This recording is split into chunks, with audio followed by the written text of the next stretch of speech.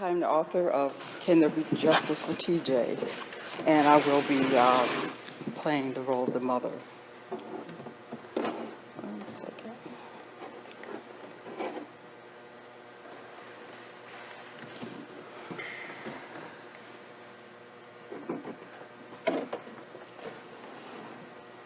He was born 3 months early. The doctors didn't think he would live through the day. I kissed his tiny head and cradled his hand in mine. I sang This Little Light of Mine to him. I continued to hold him and sing to him for more than 24 hours. To everyone's surprise, little TJ began to improve. I believe to this day that the love and care I gave TJ allowed him to beat the odds. I knew deep in my heart he felt that love, which gave him the will to live. When TJ finally came home, there were still many challenges we had to overcome. He had to be monitored around the clock for 6 months. When we thought he had cleared that hurdle, at the age of 2, TJ had developed chronic asthma. I had to spring into action to give him a treatment to prevent a full-blown asthma attack. He fought each day for every breath he took. He couldn't play outside. I knew in my heart he felt isolated and alone, but he kept a smile on his face despite his illness and made the best out of the situation. My heart ached for my son, but to our surprise, when he turned 10, the asthma was gone. Life became easier for our family. What a blessing. TJ was a fighter. I knew he would live a long and happy life. My son grew up to be a strong, healthy young man who was on his way to college, the first in our family to do so. On the day he left for college, he told me, "Mama, I'm going to make you proud of me. And when I graduate, I will take care of you and little man. I love you, Mama." He wanted to become a lawyer so he could fight for those who couldn't fight for themselves. These are the less privileged people in our society. He always said he wanted to be an example to others, to have a good, positive outlook on the future, and to show how one can make a difference in the world. Little did I know, TJ had only 4 months to live. He was coming home from winter break. I was in the kitchen making his favorite meal when I heard a voice say loudly, get out of the vehicle, get out now." I wasn't sure what was going on outside. Then I heard TJ's voice respond in a loud, agitated tone. "I didn't do nothing, man. I'm just pulling into my driveway. What's up?" My heart skipped a beat. I stopped what I was doing and started to make my way to the front door. I heard a man say, "I told you to get out." I heard TJ say, "Okay, man, okay. At least let me turn off the car." The other man said, "Put your hands on the car." Then a few seconds later, the sound of gunshots rang out. When I opened the door, I felt like I was moving in slow motion. To my horror, I saw my son lying on the curb. At that moment, I felt like a bad dream. I wanted to wake up, but I couldn't. That boy lying there wasn't my child. I couldn't process what I was seeing. That cop, was standing over TJ with his gun pointed at him, telling him to get up. I didn't know if he realized that TJ was dead. I didn't want to believe it. It was TJ lying there.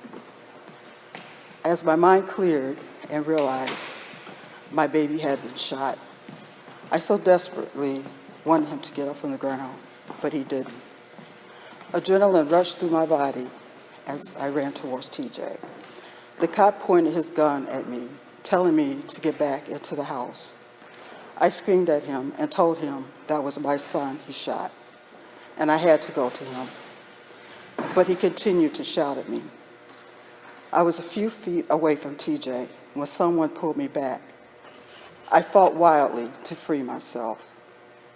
I heard a voice say, "Do you want to get shot too?" "It would be okay, Vivian. Come on, let's get back into the house, please."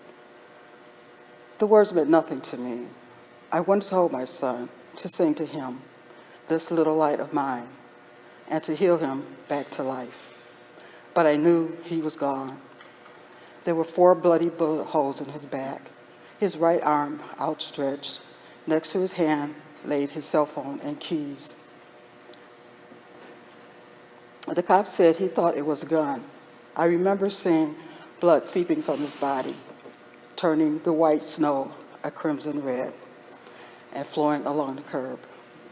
My son's lifeblood was now nothing but wasted debris, being washed away with the dirty snow and street garbage. I would never forget what I saw that day, my baby's lifeless eyes staring at nothing. Once those bright, intelligent, smiling eyes, gone forever, along with his soul, gone. And you know what? That cop walked away free. And what was TJ doing to deserve his cops following home like a criminal? Nothing. The police report said he was playing his car radio too loud and ran a stop sign. But I knew that wasn't true, because TJ was not that kind of a person. He was a person who would obey the law. If I made the smallest driving error, he would correct me without delay. That was the kind of person he was. You see this bottle? This is what I use to medicate myself at night. I sit in the kitchen all alone and try to drink away my pain. But this only added fuel to the firestorm that is going on in my home. My husband couldn't handle TJ's death and my drinking, so he left. Little man was once a sweet child, now has no supervision because of my drinking. He's beginning to act out, hanging out with the wrong group of kids. I know it's because of TJ's death. He hates every cop he sees. TJ would be ashamed of me if he knew I had neglected little man. He loved him so much. My heart aches knowing that one day little man might become another statistic added to the list of young males killed by the cops. I might have destroyed what was left of my family. I know I have to get help, but there's no help for me because my heart is broken forever. It can never be fixed. I would never recover from what I saw that day. The dead stare in my baby's lifeless eyes, the blood around his body. I died that day also. There isn't a parent on this earth who can get over the murder of a child, a death resulting from the meaningless, insensitive killings by some of our so-called protectors of our community. Can this issue be solved?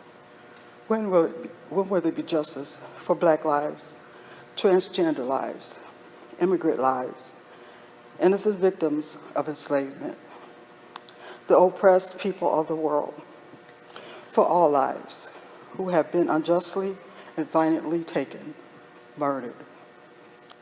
What can we do? What can I do?